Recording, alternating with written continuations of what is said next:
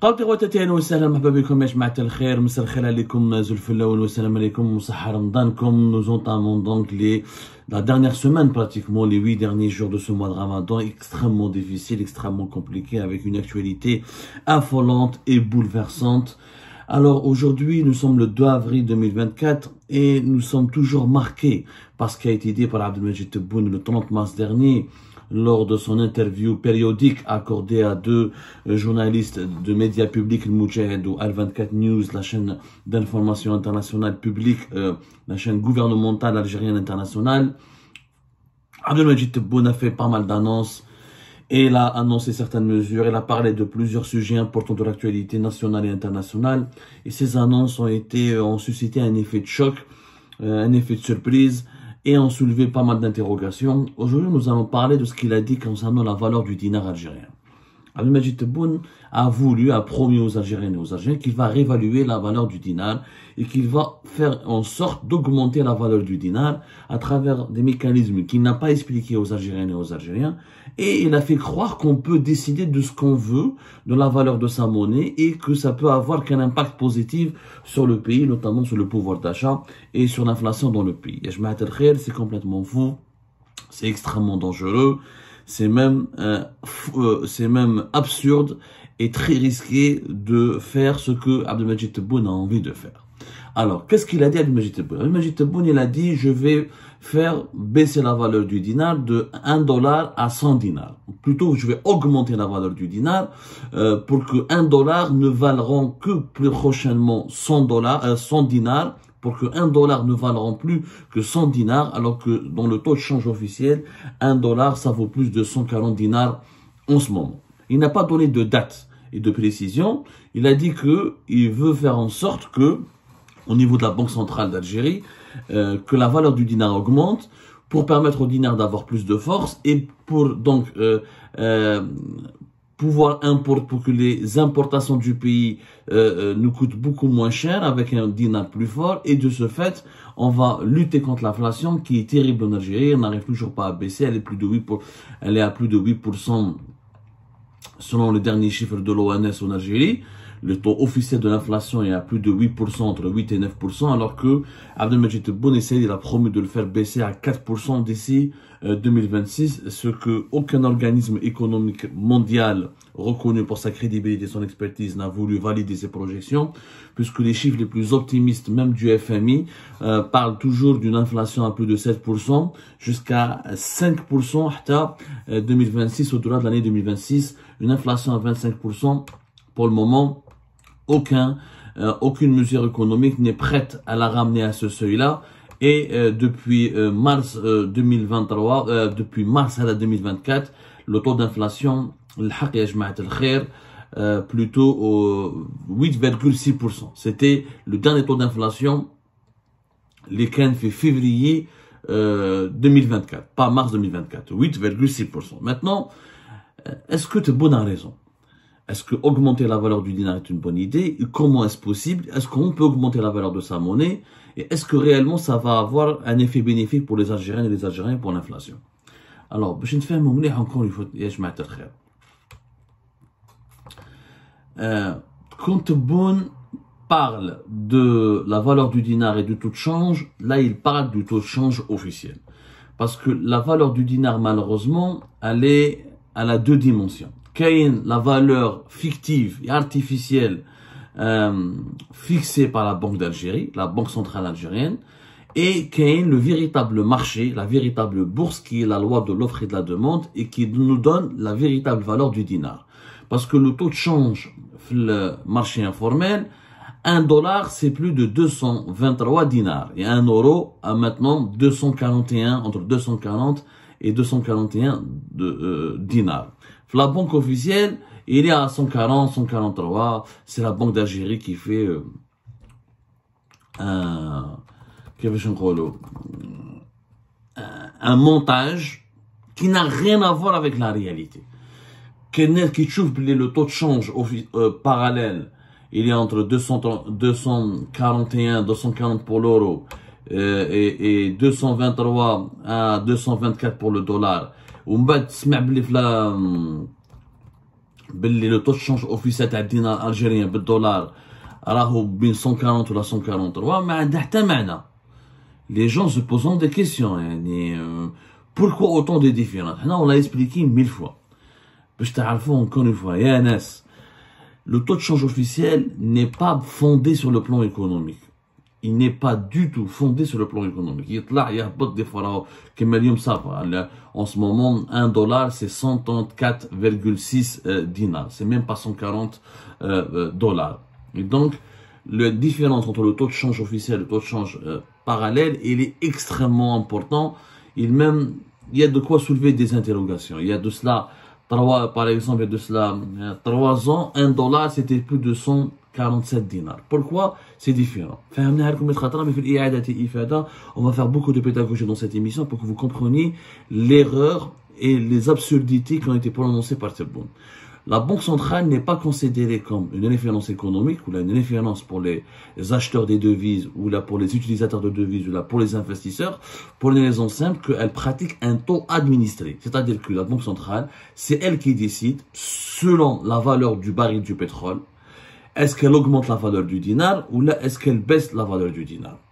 C'est une décision purement administrative qui s'appuie sur essentiellement le baril du prix du pétrole et sur la politique budgétaire de l'État.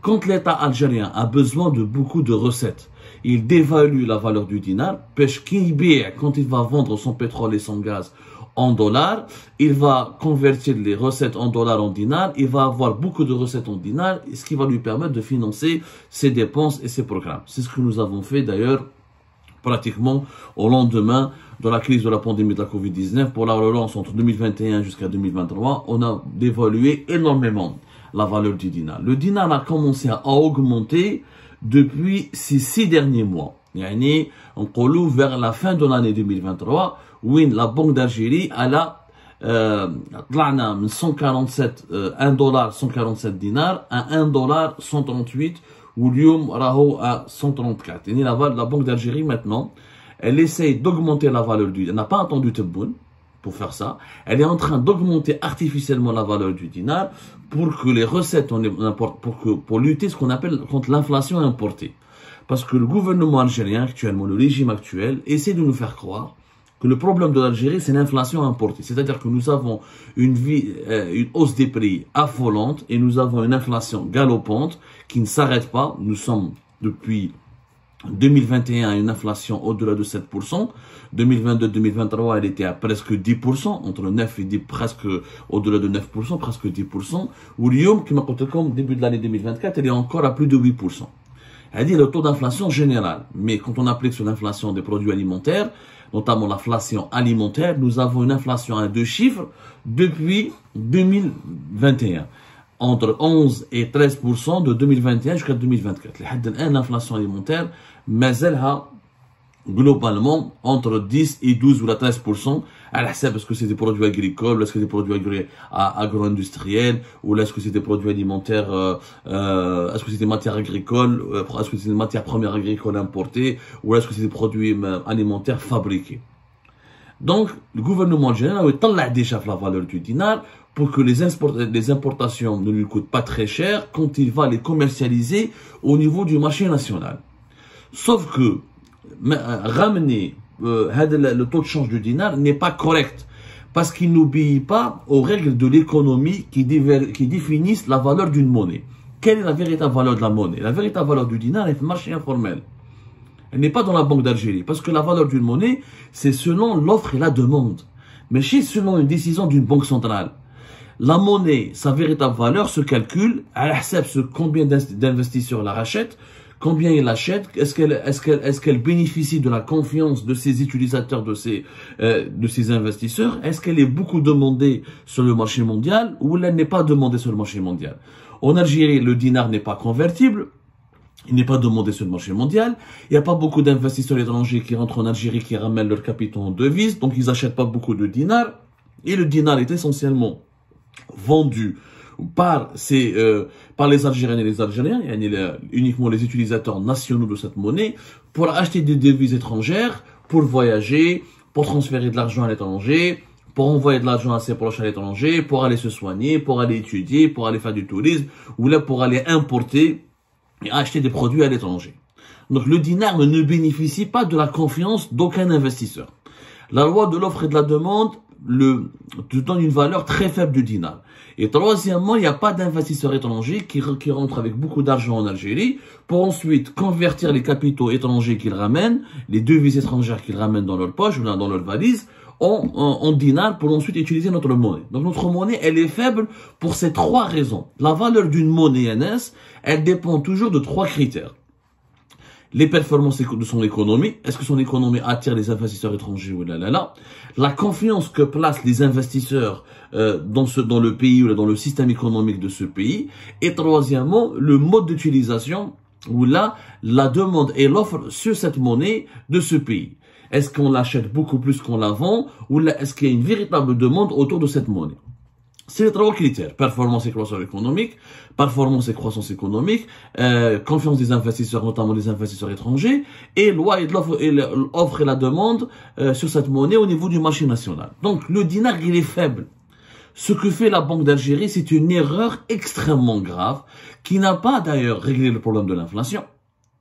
Puisque l'inflation, elle est toujours élevée en Algérie, ou comme les experts du FMI, vous pouvez lire leur document le 29 mars dernier, l'inflation, elle est malheureusement condamnée à rester très élevée, en tout cas pour les années à venir, en raison, et on va l'expliquer à la fin de l'émission, en raison essentiellement de la politique budgétaire de l'État algérien. Je dis bien la politique budgétaire de l'État algérien. L'État, c'est l'État qui dépense tellement d'argent et qui dépense beaucoup d'argent qui fait que l'inflation, malheureusement, elle reste toujours élevée. Impossible, même jusqu'à 2027, selon les projections du FMI, l'inflation en Algérie sera à 5,5%.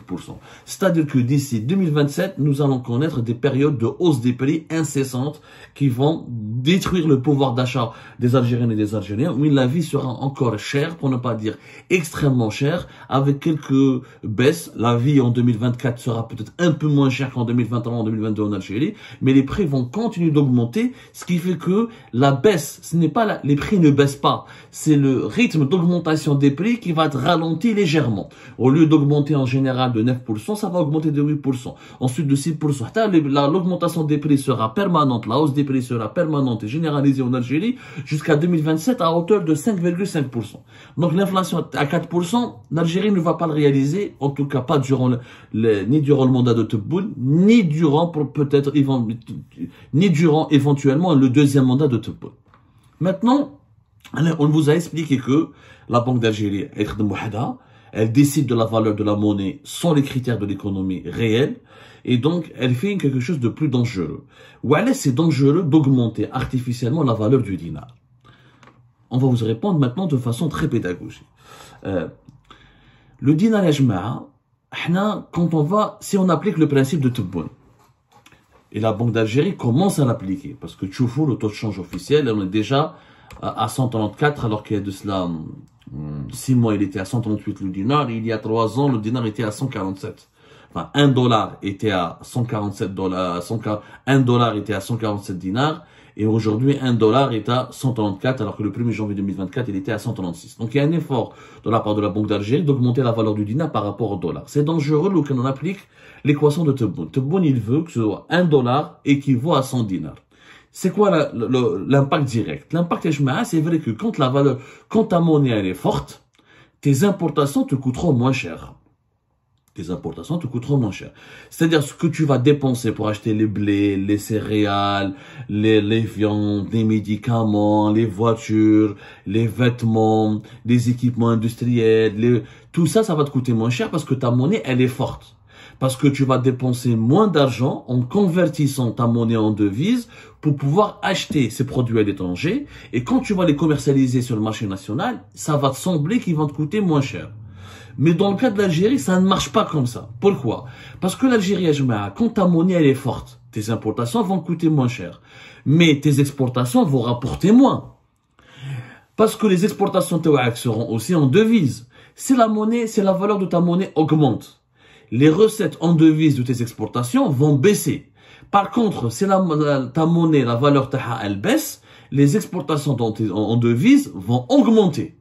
Sauf qu'en Algérie, nous n'avons pas une économie diversifiée. Nous exportons quoi? À 93, entre 93 et 96%, que du pétrole et du gaz et leurs dérivés. Nous les exportons en devises.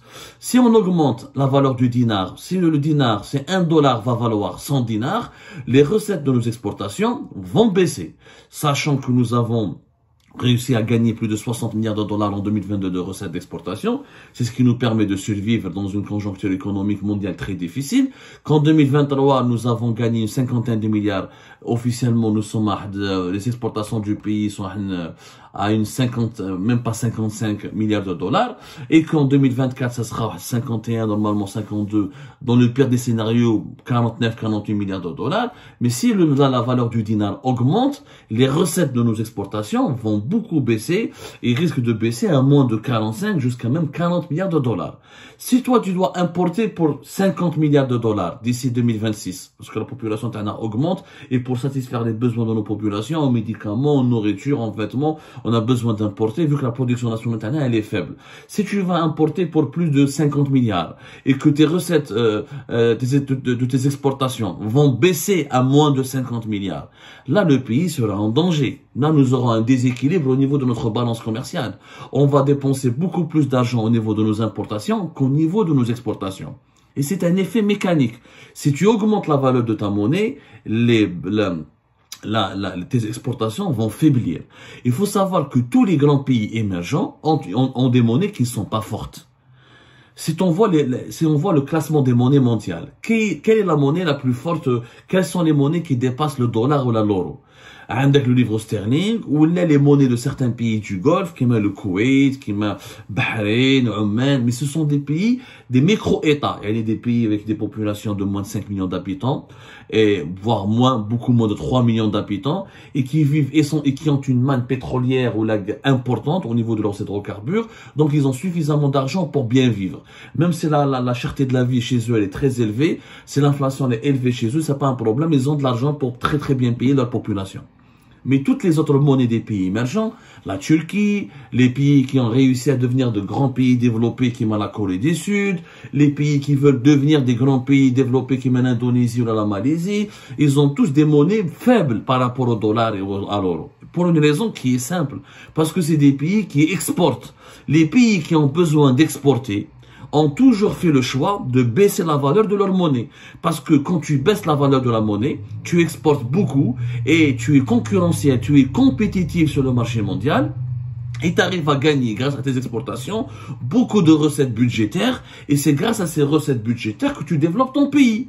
C'est comme ça que la Corée du Sud, que la Turquie, que la Malaisie, l'Indonésie, que le Brésil et les pays émergents sont en train de se doter, d'organiser des Coupes du Monde, des Jeux Olympiques, de construire des ponts, des TGV, de devenir de véritables puissances industrielles et émergentes.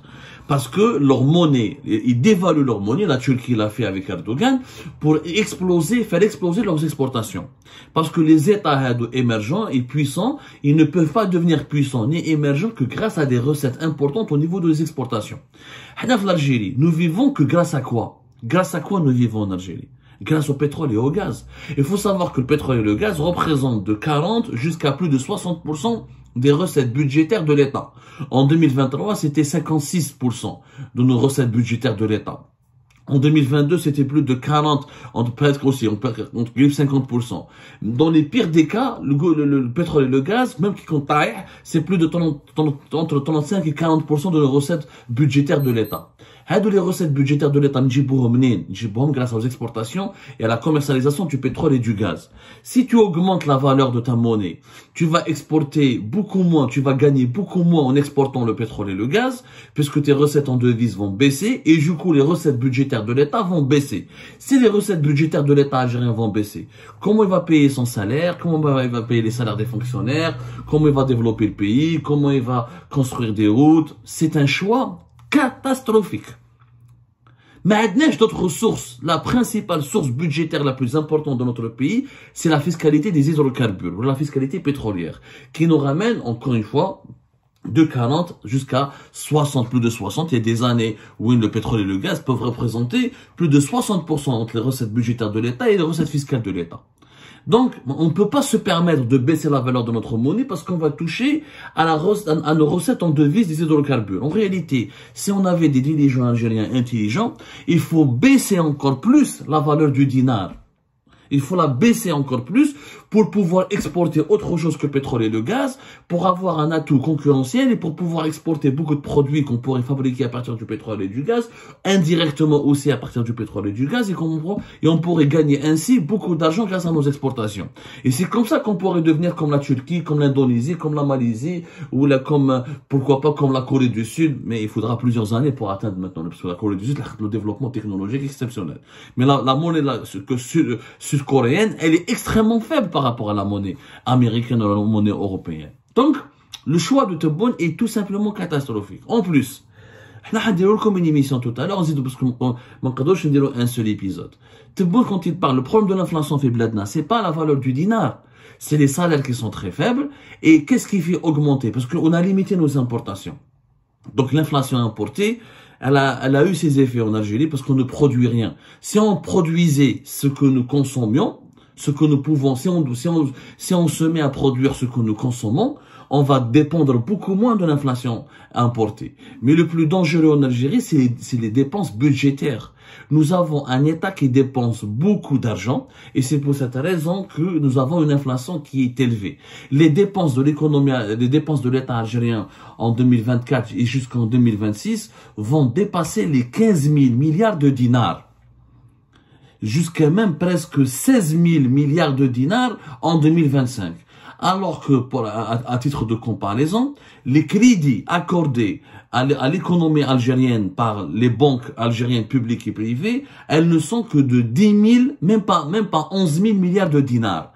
C'est-à-dire que l'État algérien consomme beaucoup plus d'argent que toute l'économie du pays, que toutes les entreprises et entités économiques du pays qui elles ont bénéficié d'un montant de crédit de